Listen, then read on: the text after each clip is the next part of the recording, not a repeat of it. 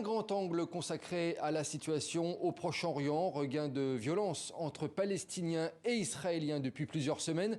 Et nous allons le voir, les récentes attaques anti-israéliennes étaient commises le plus souvent par de jeunes Palestiniens isolés, des jeunes sans lien apparent avec les factions armées palestiniennes les plus influentes. Pour en parler avec nous, Sylvain Sipel, bonsoir. Vous êtes journaliste et notamment ancien directeur de la rédaction de Courrier International. En ligne également avec nous, Vincent Lemire, historien et spécialiste de Jérusalem.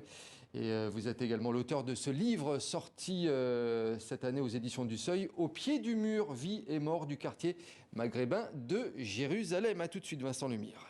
Je commence avec vous, Sylvain Sipel. Je voudrais qu'on resitue un petit peu la donne actuelle de ce qui se passe entre Palestiniens et Israéliens. Comment on peut expliquer donc ce changement de paradigme chez les jeunes Palestiniens que j'expliquais à l'instant? Donc, ce sont des jeunes Palestiniens isolés qui commettent les actes. Ça dépend ce qu'on entend par isolé. C'est-à-dire que ce sont des gens qui sont souvent pas organisés, effectivement, et qui prennent des initiatives personnelles. Personne ne les envoie faire ça. Après, les motivations des uns et des autres peuvent être très diverses, mais le fond est assez connu. C'est-à-dire, excusez-moi, l'absence de toute perspective sur le plan des études, sur le plan du travail, sur le plan... Voilà, c'est la désespérance totale qui amène ces gens-là à commettre ces actes. Alors, après, est-ce qu'on doit considérer que c'est absolument sans lien avec les organisations palestiniennes? C'est moins évident. C'est moins évident. C'est moins évident. En tout cas, ça n'est plus un lien, ça n'est pas un lien direct. Il n'y a pas d'ordre qui leur est donné de commettre ces attentats. C'était le cas avant? Il y a eu des cas. Dans la deuxième intifada, clairement, les organisations palestiniennes, bien sûr, les organisations palestiniennes, c'était une bataille et les organisations palestiniennes se sont investies. Donc, effectivement, Marwan Barghouti était le chef du Tanzim, c'est-à-dire le chef d'une organisation qui, effectivement, à partir d'un certain moment, est rentrée dans ce qu'ils ont appelé la lutte armée. Donc ça, c'est absolument différent. Après, il faut bien comprendre quelque chose de fondamental, je pense. Ce qu'il faut comprendre, c'est que s'il y avait des élections demain matin, s'il y avait des élections libres en Palestine demain matin, je pense que l'interlocuteur, comme on l'appelle des Israéliens, c'est-à-dire le président de l'autorité palestinienne, Mahmoud Abbas, à mon avis, il aurait un score du genre de celui de Anne Hidalgo, si vous voulez. Voilà.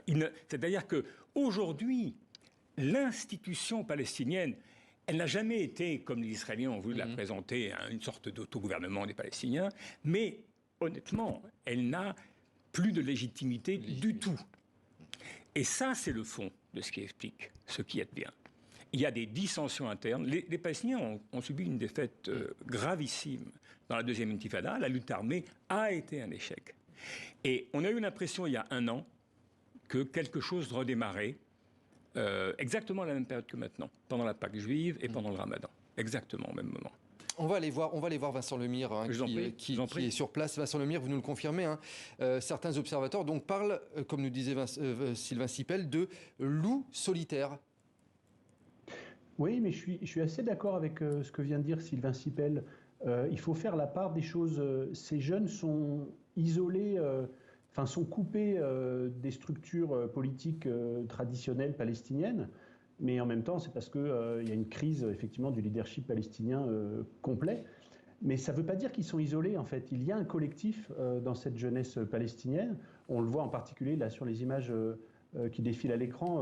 On le voit en particulier dans les actions qui sont menées sur l'esplanade des mosquées. Là, pour le coup, ce ne sont pas des actions individuelles. Ça ne peut pas être des actions individuelles. Il s'agit bien de se mobiliser, de se retrouver et d'essayer d'affronter collectivement la police israélienne. Donc, c'est effectivement une jeunesse qui est complètement coupée des factions traditionnelles, mais je ne dirais pas que c'est une jeunesse isolée. C'est une jeunesse qui est... ils sont extrêmement connectés, évidemment, par les réseaux sociaux. Oui, c'est ce que j'allais vous demander, Vincent Lemire. On pourrait penser que ce sont des actions spontanées. D'une certaine manière, ce sont des actions spontanées.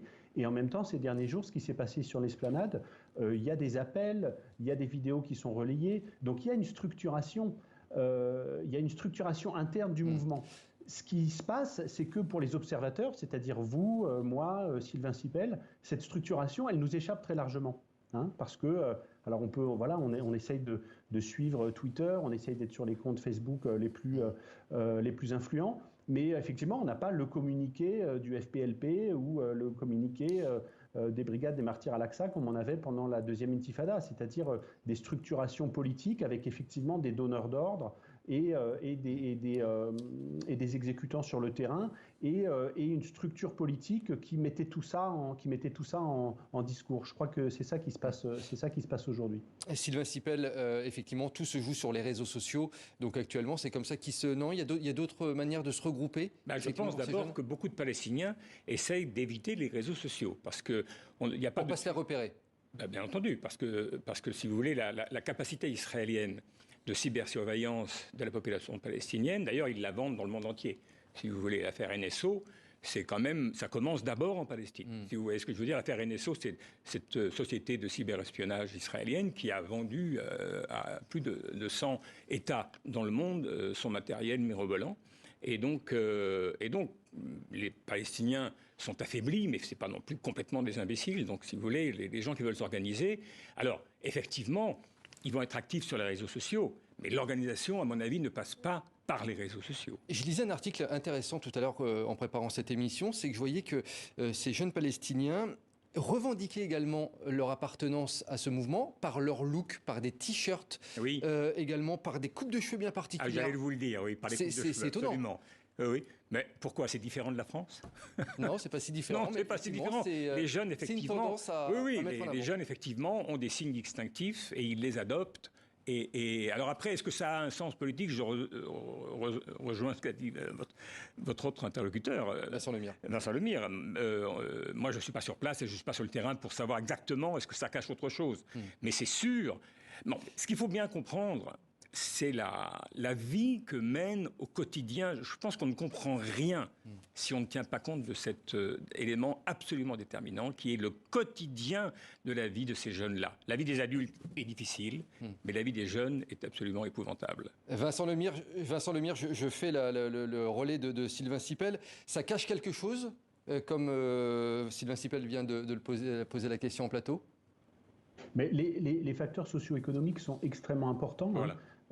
Et d'ailleurs, je lisais tout à l'heure un article avec un haut responsable des services de renseignement israéliens, c'est souvent les analystes les plus fins de la situation, qui disait le facteur majeur sur lequel on pourrait jouer, c'est la crise socio-économique. Il ne faut pas oublier qu'on est aussi dans une période post-Covid, les frontières ont été complètement fermées, le tourisme s'est écroulé, ça veut dire que tous ces jeunes qui travaillaient dans les secteurs de la restauration, de l'hôtellerie, guides, qui essayaient de se faire un petit peu d'argent en amenant des touristes dans des magasins de souvenirs. Enfin, il faut imaginer quelle est la situation du côté palestinien.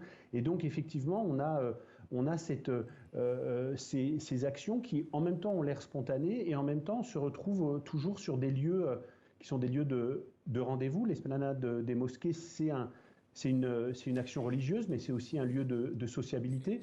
Ça peut faire penser au rôle que jouent les stades de foot en Algérie, par exemple. Alors évidemment, ce n'est pas du tout la même chose. Hein. Le facteur religieux se cumule, mais on est en période de Ramadan, on est sur l'esplanade des mosquées.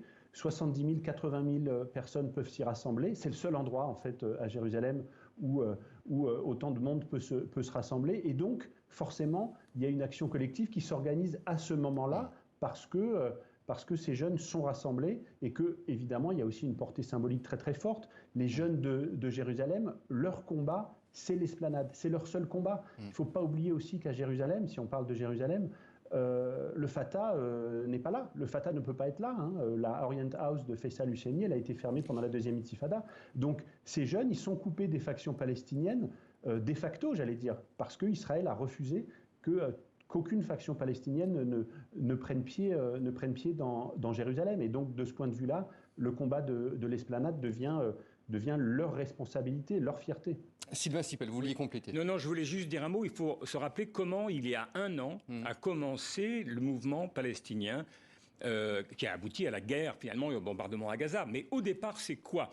Au départ, si je mets de côté les agressions commises par un groupe fascisant israélien à l'égard de certains Palestiniens de Jérusalem, mais fondamentalement, ce qui s'est passé, c'est que la police a interdit des jeunes qui se regroupaient porte de Damas, et c'était traditionnel pour dîner le soir parce qu'on était en période de Ramadan.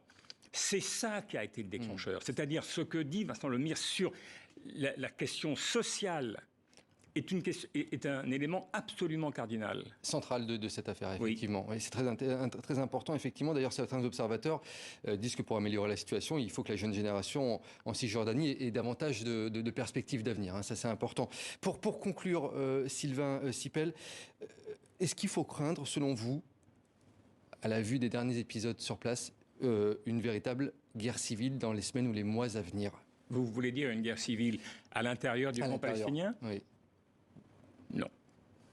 Je pense que personne n'y a intérêt. Non, je ne vois pas de guerre civile. Si vous voulez, ce qu'il faut, à mon avis, tout à l'heure, je disais que la défaite de la seconde intifada a été très importante. Ça prend du temps. Il faut rappeler quand même qu'elle s'est close en 2006. Ça fait maintenant 16 ans, si vous voulez. Donc, il y a une nouvelle génération qui va émerger. Comment elle va émerger, je ne sais pas. Je ne sais pas. Et quel tour elle va prendre politique, je ne sais pas. Je pense que quelque chose de très important est advenu il y a 1 an, avec la bascule des Palestiniens d'Israël, des citoyens israéliens qui sont palestiniens, du côté du soutien aux Palestiniens dans les territoires occupés. Je pense que ça, c'est quelque chose de très important. Et je pense que sur le plan militaire, je pense que la raison pour laquelle ça n'explose pas maintenant, c'est que les Israéliens ont fait le bilan de ce qui s'est passé il y a 1 an. Et ils ont eu très peur de ce qui s'est passé les 2 premiers jours. C'est-à-dire que militairement, ils n'avaient pas rencontré une telle capacité palestinienne du côté de Gaza. De ce point de vue-là, quelque chose est en train de se mettre en place. Après, je ne suis pas prophète, je ne sais pas comment ça va se passer. Et bon, on va suivre ça. C'était le mot de la fin et de conclusion. Merci Sylvain Sipel. Merci à vous également, Vincent Lemire, d'être venu en direct dans 64 minutes. Je rappelle le titre de votre livre sorti cette année au Seuil, Au pied du mur, vie et mort du quartier maghrébin de Jérusalem. Merci. Je veux juste te dire que c'est un super bouquin. C'est un super bouquin. Ben voilà, le mot est passé pour nos téléspectateurs. Donc voilà, je pense que vous serez ravis, Vincent Lemire, d'entendre que Sylvain Sipel a apprécié votre ouvrage. Merci à tous les deux.